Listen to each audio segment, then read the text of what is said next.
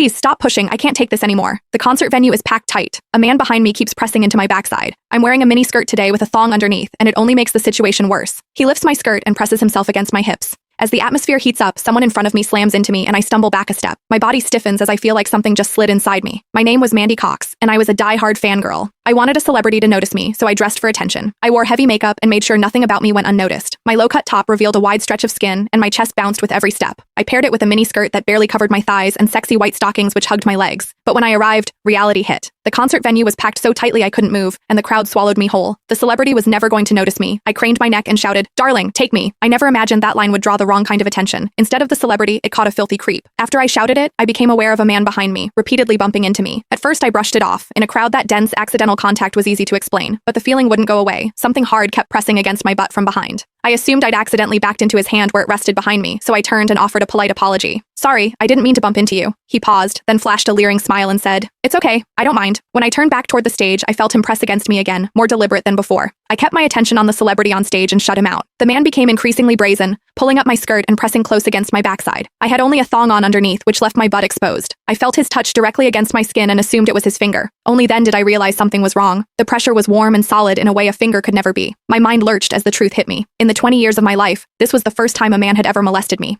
Fear surged through me, sharp and overwhelming, and my body reacted with an instinct to flee, but there was no way to move. The concert floor was packed wall to wall, leaving me stuck where I stood. I drew myself tight, bracing as if tension alone could keep the fear out. As I did, my hips closed around the man's so-called finger, trapping it between my cheeks. An unfamiliar sensation followed, and warmth rose to my face. What confused me was that I didn't recoil from it. There was a muted comfort to it, and against my will, it sparked a faint sense of expectation. The man behind me seemed to take it as a signal. He moved in closer, repeating the motion until the intrusion was unmistakable. I had lived a sheltered life as a college student, and now I was being toyed with by a stranger while surrounded by people. Shame surged within me without warning. I felt the urge to sob, but my throat closed and my voice deserted me. Worse still, the pressure forced my thong inward and sent a restless, prickling discomfort through my body that wouldn't fade. A quiet, involuntary sound escaped me, and the embarrassment followed instantly. I gathered myself and strained to suppress it, holding it down until my throat tightened. The blaring music and the screams around me drowned everything out. With every eye fixed on the stage, no one was aware of what was happening to me. At the same time, the intensity continued to rise, touching something deep inside me. I bit down on my lip as cold sweat traced my spine. My awareness was tipping back and forth between humiliation and a pleasure I couldn't bring myself to name. I knew I couldn't take it anymore if it continued, so I turned sharply to face the man behind me. "Please, stop pushing. I can't take this anymore." When I finished speaking, the man leaned toward me and whispered in my ear, "Is it exciting? The way I'm pushing against you?" The shame was overwhelming, and I was on the verge of crying. "I'm a virgin. I've never done that kind of thing. Please, let me go." He didn't stop. Instead, his gaze burned deeper as he seized my waist, the pressure growing stronger. "You're really a virgin? Then let me show you what it feels like to be a woman." For reasons I couldn't explain, his words didn't spark resistance right away. They stirred an expectancy instead. I wondered what was wrong with me. I'd explored